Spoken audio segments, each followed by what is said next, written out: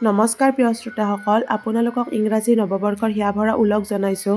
লগতে আশা ৰাখিছোঁ যাতে আপোনালোকৰ বছৰটি ভালে কুশলে যায়। আজি আমি এই ভিডিঅ'টিত ধনু ৰাশিৰ জাতক জাতিকাসকলৰ জানুৱাৰী মাহত ঘটিবলগীয়া 5টা ঘটনাৰ বিষয়ে আলোচনা কৰিম।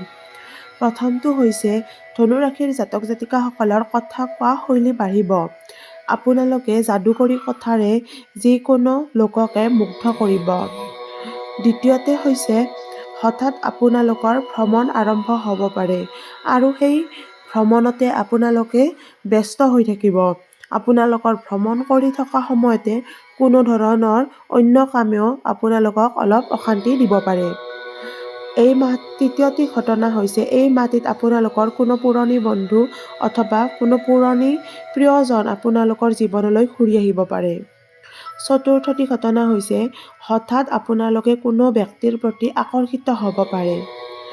আৰু পঞ্চমটি ঘটনা হৈছে এই মাহটোত আপোনালোকে অন্য ব্যক্তিক গুৰুত্ব নিদি নিজৰ কামতহে বেছিকৈ গুৰুত্ব দিয়া দেখা পোৱা গৈছে। যদিহে ভিডিঅ'টি চাই ভাল পালে তেতিয়াহ'লে আমাৰ চেনেলটি লাইক, শ্বেয়াৰ আৰু ছাবস্ক্ৰাইব কৰিবলৈ নাপাহৰিব।